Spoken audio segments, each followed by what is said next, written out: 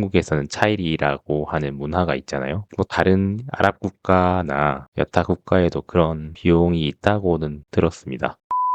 안녕하세요. 남다TV 이준석입니다. 오늘은 출산 축하금에 대해서 한번 얘기를 해 보려고 합니다. 출산 축하금이라는 얘기를 들으면 여러분들은 어떤 생각이 드시나요? 저는 처음으로 출산 축하금이라는 말을 들었을 때 친구들끼리 뭐 결혼 축하해, 축의금 이런 것처럼 출산 축하해, 축하금 이런 얘기인 줄 알았는데 알고 보니까 남편한테 혹은 시댁에서 돈을 달라 혹은 명품을 사달라 이런 얘기였다고 하네요. 그러니까 결국에는 이게 저번 영상이랑은 또 연결이 되는 것인데요. 사람을 물질로써 보는 순간 이미 그 관계는 끝이 났다고 생각을 합니다. 물론 농담 삼아 얘기를 할 수는 있는데 저걸 진지하게 믿고 있다 혹은 내가 당연히 받아야 할 마땅한 권리다라고 생각을 하는 순간 이미 그런 관계는 파탄이 난 것이나 다름없다고 생각을 합니다. 뭐 이런 글이 올라왔죠.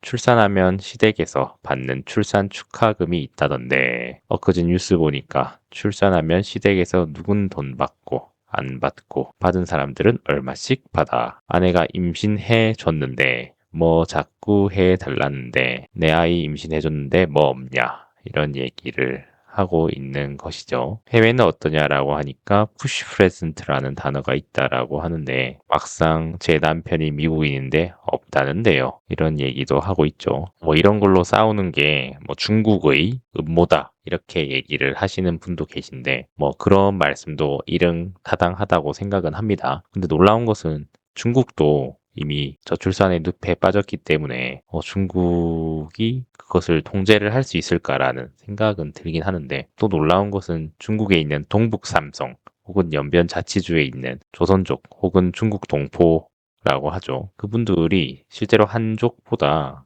출산율이 낮게 나오고 미국에서도 한인들이 다른 인종보다 출산율이 낮게 나오는 탓은 뭐 다른 문화의 영향이 있어서는 아닌 것 같습니다. 결국에는 저런 어떻게 보면은 물질 만능주의가 우리를 잠식하고 있는지도 모르겠습니다. 근데 저런 얘기는 20년 전쯤부터 나왔었던 것 같은데 우리가 애 낳아준 거는 어떡하냐 뭐 이런 얘기가 있었죠. 뭐 그런 것뿐만이 아니라 명절 가사노동이 사실은 뭐 몇백만 원어치 가사노동이다라든지 아니면은 뭐 지금도 계속 나오고 있는데 가사노동이라는 가치가 GDP에 산정이 안 되기 때문에 그런 것들이 굉장히 불합리하다 이런 식으로 얘기를 하고 있죠. 근데 사실 저도 혼자 살고 있는데 혼자 밥 해먹고 빨래하고 혼자 씻고 세탁하고 청소하고 이런 것들 다 하고 있죠.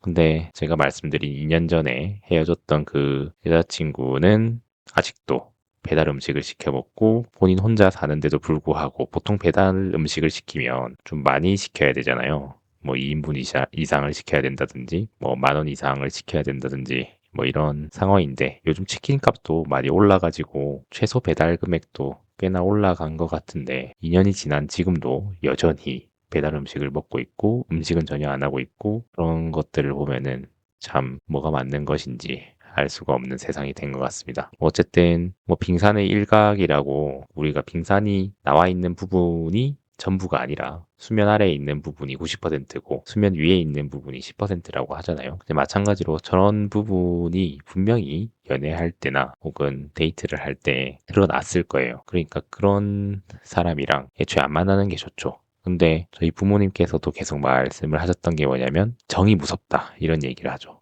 정이 무섭다는 게 무슨 얘기냐면 사람 사이 관계에서 꼭 연인 관계뿐만이 아니라 남자 대 남자, 여자 대 여자 어쨌든 인간관계를 맺게 되면 그것을 끊어내는 것이 참 쉬운 문제는 아니라고 생각이 듭니다. 마찬가지로 시댁 출산 축하금 시세가 어떠냐라는 얘기를 하는데 한국 여자와 결혼하면 사채업자랑 사는 느낌이라는데 온갖 핑계로 돈을 뜯어내려고 눈이 벌겋네 이런 얘기를 하고 있습니다. 그래서 사실은 저는 요즘 뭐 블라인드라든지 이런 사이트들을 잘 보진 않고 있긴 한데요. 왜냐면은 애초에 저그전을 안 할 생각이기 때문이죠. 저그전을 안 하면 되긴 하는데 저도 그냥 가볍게 여러분들이랑 소통을 하려고 얘기를 하고 있는 거니까요. 어떻게 보면은 뭐 나라가 이미 뭐 망하는 길로 들어섰지만 왜냐면은 미래의 후학을 양성해야 결국에는 미래가 있는 거잖아요. 지금 모든 사람들이 마치 당장의 이익을 위해서 정치인들도 마찬가지고 기업인들도 마찬가지고 지금 당장 눈앞에 있는 미래를 위해서 먼 미래를 갉아먹고 있는 행동을 하고 있는 거잖아요. 근데 사실 뭐 그분들 잘못은 아닌 게 또 국민들이 그렇게 생각을 하고 있기 때문에 정치인들은 국민들 수준에 비례한다고 하잖아요. 정치인들이 지금 당장 4년, 5년 눈앞에 당선이 될지도 모르는 상황에서 30년의 정책을 논한다는 것 자체가 어불성설인데, 근데 국민들이 만약에 30년을 내다보는 정책을 지지하는 사람이 있다면, 그리고 그 사람들이 대다수라면 그런 정치인이 나오겠죠. 마찬가지로 기업인들도 지금 당장의 이익이 아니라 먼 미래를 보는 그런 소비자가 있다면 그런 기업이 살아남겠죠. 결국에는 그 소비자와 국민들의 수준이 기업과 정치인의 수준이라고 할 수 있는데요. 이런 얘기들이 계속 나오는 걸 보면 어떻게 보면은 아직 남자들도 정신을 못 차렸다고 볼 수도 있는 것 같아요. 저런 낌새가 보이면 바로 도망을 쳐야 되는데 이제 사실 남자 뇌가 혹은 남자의 유전자 DNA가 참 사마귀처럼 이성적인 판단이 잘 안 되게 설계가 돼 있는 것 같습니다. 그거는 뭐 저도 마찬가지고 뭔가 매력적인 이성이라고 생각되는 사람이 눈앞에 있으면 이성적인 판단이 잘 안 되죠. 그래서 그러한 판에 들어가지 않는 것이 중요하다라는 것이 내가 저그전을 하면서 내가 테란으로 저그전을 하면서 스타블로커에 당하지 않을 것이다 라고 주문을 외우는 것보다는 처음부터 저그전을 안 하는 게 가장 현명하죠. 아니면은 러커가 나오기 전 타이밍을 노려서 뭐 BBS라든지 뭐 빠른 러쉬를 하면 모르겠는데 그런 게 아니라면 애초에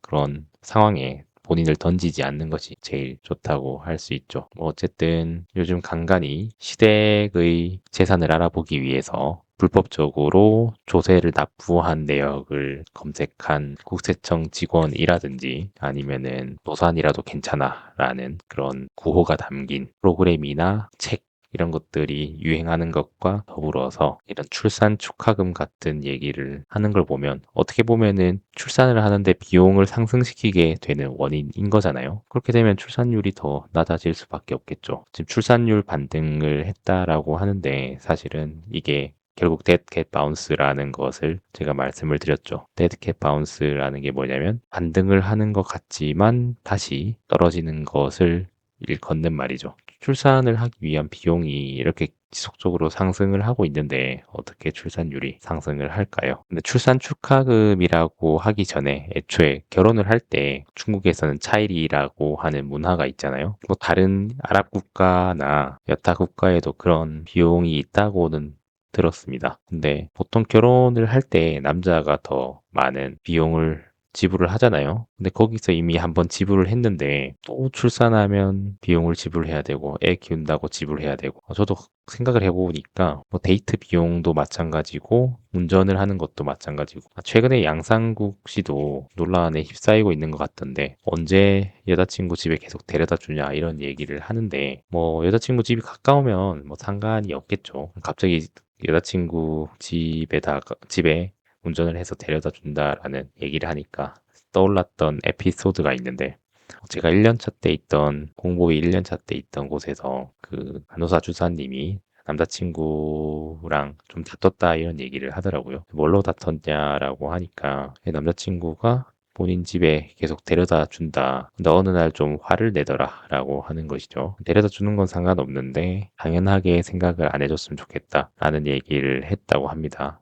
근데 이제 그 얘기에 기분이 상하셔가지고 뭐 헤어지신 것 같던데 근데 사실은 뭐 학력이라던가 여러 가지 면으로 좀 굉장히 남자분이 아깝다라는 생각이 들었는데 그럼에도 불구하고 참 굉장히 놀라웠죠. 이 연애 시장이나 결혼 시장이 굉장히 밸런스가 무너져 있구나라는 생각을 많이 했습니다. 무슨 얘기하다가 이게 나왔지?